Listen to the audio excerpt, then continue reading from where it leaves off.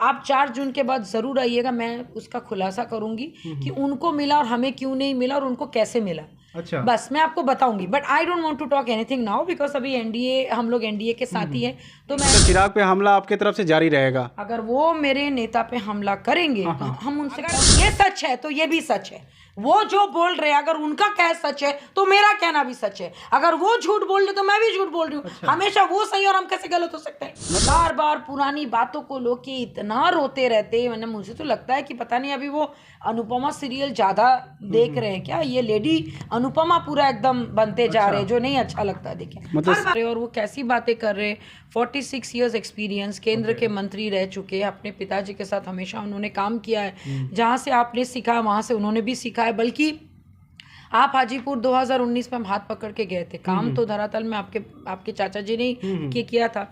तो मुझे लगता है कि इस टाइप की बातें उनको शोभा नहीं देता है, मतलब बड़ा दुख होता है, क्योंकि देखिए मैं जब राजनीति में आई थी मेरा पहला मेंटोर वही थे, और यस डेफिनेटली मैंने बहुत कुछ सीखा है उनसे, झूठ क्यों बोलेंगे।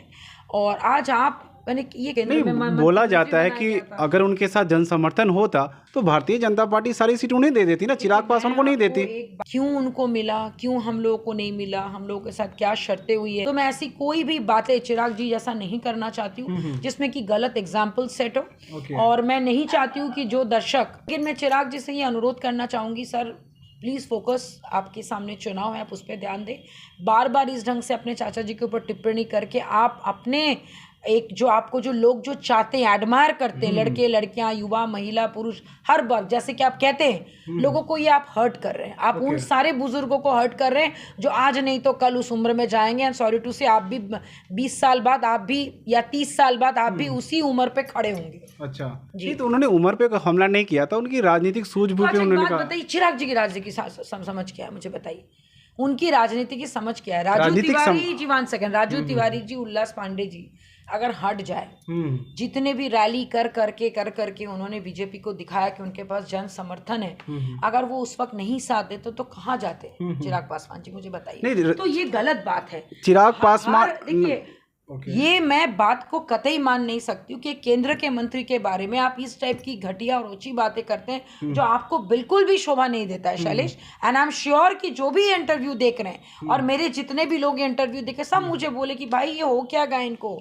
What he is talking, people are, मैंने बाहर के लोग ये कॉल करके बोल रहे हैं, क्योंकि ज्यादातर क्या कहते हैं लोग जानते कि भाई मैं उनके पार्टी से यहाँ पे आया, तो पीपल फील कि अगर इनको बोलेंगे तो शायद वो चीजों को सामने रख पाएंगे, तो इसीलिए मैं बोलूँ कि उनको एकदम शोभा नहीं देती। He should not talk this, उनको इस टाइप की बातें करनी नहीं चाहिए, क्योंकि आप जितना बार बात करेंगे हम उतना बार ही अपने राष्ट्रीय अध्यक्ष जी, पिता तुल्य हमारे नेता को हम हमेशा उनके लिए खड़े रहेंगे। नहीं, चिराग पासवान की राजनीतिक सूझबूझ मैं आपको बताता हूँ, उनके पास 1 सीट था और उन्हें 5 सीट मिल गया। अरे भाई फिर वही बात, 5 सीट कैसे मिला, किस ढंग से मिला, किस बिना पे मिला, कितने लोगों को दुखी करके मिला कि 23 के 23 पुराने लोग निकल गए फॉर एनी कंडीशन। लोकसभा चुनाव से पहले आपकी 23 अहम लोग चले गए, हालांकि उन 23 में से बहुत सारे ऐसे लोग हैं तो शायद वो डिजर्व भी नहीं करते थे, वो उनकी प्रॉब्लम है, लेकिन चले गए ना। आपने देखिए, आप जब सीढ़ियां चढ़ते हो लोग कहते हैं कि आप अकेले होते हो, लेकिन आप जब राजनीति में आते हो आपको मास लीडर बनना पड़ेगा, और आप मास लीडर बोल के अगर सही में आप चाहते कि आप मास लीडर है,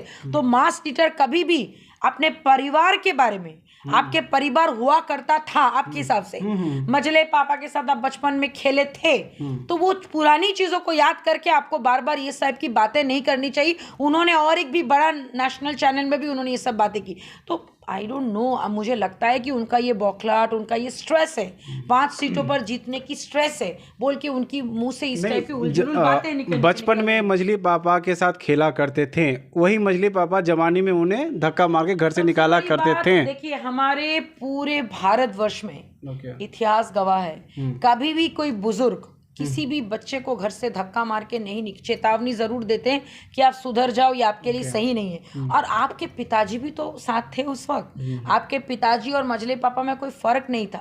और देखिए उस वक्त जो हुआ, एक हाथ से ताली नहीं बजता है शैलेश, कुछ भी घटना घटेगी तो दोनों हाथ से ताली बजेगा, ये चीज चिराग जी को समझना चाहिए। बार बार पुरानी बातों को लोग के इतना रोते रहते हैं, मतलब मुझे तो लगता है कि पता नहीं अभी वो अनुपमा सीरियल ज्यादा देख रहे हैं क्या, ये लेडी अनुपमा पूरा एकदम बनते जा रहे हैं, जो नहीं अच्छा लगता देखे, मतलब हर बात पे रोना, भाई क्या मतलब है। चिराग पासवान एक्टिंग कर रहे हैं, मैं तो बोल रही हूँ, पहले वो क्या कहते हैं आपके एक्टर थे, फिर वो नेता बनने की कोशिश किए, फिर वो ड्रामा क्वीन बने, अब वो आपके लेडी अनुपमा भी बन रहे हैं। बार बार रोते रहते भाई, लेट्स फोकस ऑन द चुनाव। आपको अगर सही में जीतना है, मोदी जी को अगर तीसरी बार प्रधानमंत्री बनाना है, तो आपको सेंसिबल बातें करनी हो, क्योंकि आपके लिए हर वर्ग का, हर एक का, हर वो देवतुल्य जितने जनता है, सबका वोट आपके लिए इंपॉर्टेंट है। You cannot play with anybody's sentiment. आप किसी के सेंटिमेंट के साथ इस वक्त नहीं खेल सकते या कभी नहीं खेल सकते। दैट मीन्स ये आपका इंस्टिंक्ट है। लेकिन आप लोग चिराग के सेंटिमेंट से खेल रहे हैं। खगड़िया में आप उन्हीं के खिलाफ कैंपेनिंग कर रहे हैं। देखिए, सबसे बड़ी बात, खगड़िया में कोई उनके खिलाफ कैंपेनिंग, उन्हीं के पार्टी के लोग घूम घूम के लोगों को बोल रहे थे कि भाई चिराग को हेलीकॉप्टर में वोट मत देना। अगर ऐसी बात होती तो मंत्री जी, उनके बेटे प्रिंस राज जी जाके वोट क्यों दिए? क्या बात कर रहे हैं? शहर बनने में जब हमारे मंत्री जी गए, पूरा शहर बन्नी उठ के उनके पास आ गया था। अच्छा। सारे के सारे शहर बन्नी के लोग। आपको कभी उनसे भी एक बार आपको वार्तालाप करनी चाहिए मंत्री जी से, तो आपको पता चलेगा। करते नहीं है ना मैडम, करते ही नहीं है। करते नहीं है कि बात नहीं है, वो उनके पास समय भी थोड़ा लेना पड़ेगा। अभी तो शहर बन्नी में सबको इंटरव्यू देने समय होता है, फिर भी नहीं करते। अच्छा ठीक है, वो चलिए, वो हम क्या कहते हैं, कोशिश करेंगे आपसे एक बार उनकी वार्तालाप की। लेकिन उन्होंने कितना प्यार से इमोशनल चीजें शेयर की कि तीनों भाई, मैंने वो लोग कितने गरीब थे। शायद उतना गरीबी चिराग पासवान भगवान ना करे कभी देखे।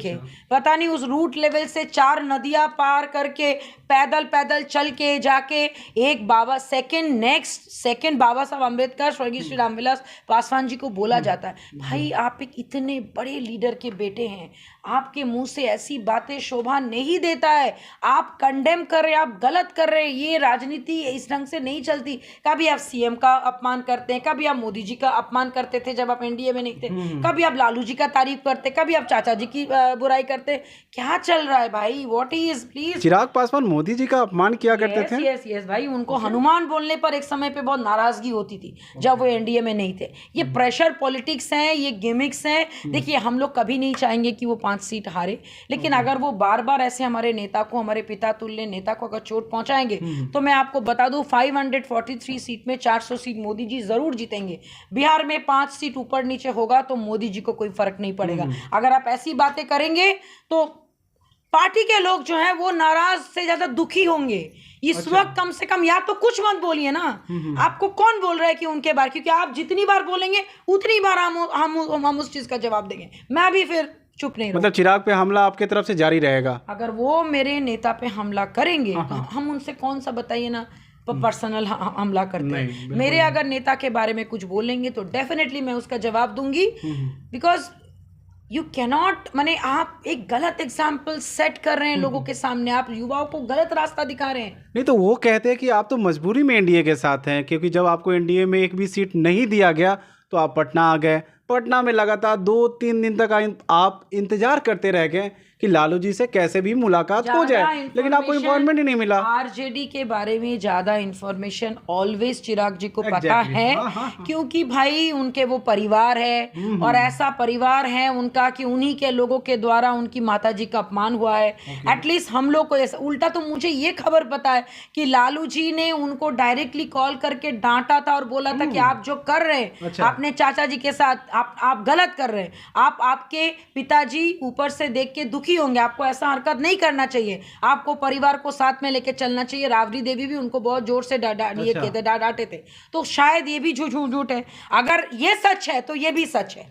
वो जो बोल रहे हैं, अगर उनका कह सच है तो मेरा कहना भी सच है। अगर वो झूठ बोल रहे तो मैं भी झूठ बोल रही हूँ। हमेशा वो सही और हम कैसे गलत हो सकते हैं? मतलब आप ये कह रहे हैं कि लालू यादव चिराग पासवान को फोन करके ये डांटते हैं? भाई बिल्कुल, तभी ना उन्होंने कहा कि राबड़ी देवी मेरी माँ है, मेरे माँ के साथ कोई ऐसा करेगा वैसा। अगर ये सच है तो ये भी सच है। वो जो बोल रहे हैं, अगर उनका कह सच है तो मेरा कहना भी सच है। अगर वो झूठ बोल रहे तो मैं भी झूठ बोल रही हूँ। हमेशा वो सही और हम कैसे गलत हो सकते हैं? मतलब आप ये कह रहे हैं कि लालू यादव चिराग पासवान को फोन करके ये डांटते हैं? भाई बिल्कुल, तभी ना उन्होंने कहा कि राबड़ी देवी मेरी माँ है, मेरे माँ के साथ कोई ऐसा करेगा वैसा। एक बार भी तेजस्वी प्रसाद यादव ने आकर चिराग जी को माफी मांगा? एक बार भी कहा? उन्होंने उल्टा बोला पब्लिक है, कुछ भी बोल सकता है। अब देखने वाली बात यह है शैलेश, लोकसभा चुनाव it's all about PM selection. Modi ji बन गए, चिराग जी क्या करेंगे अगर बीजेपी के कहने पर, अगर वो अपने पार्टी का विलय अगर बीजेपी में नहीं करेंगे, सीएम का अगर दावेदार उनको नहीं बनाएंगे और सीएम बनने का लालसा अगर उनके मन में तो डेफिनेटली है, तो क्या वो आरजेडी के साथ तब भी जाएंगे अपने माता जी का अपमान होने के बाद भी?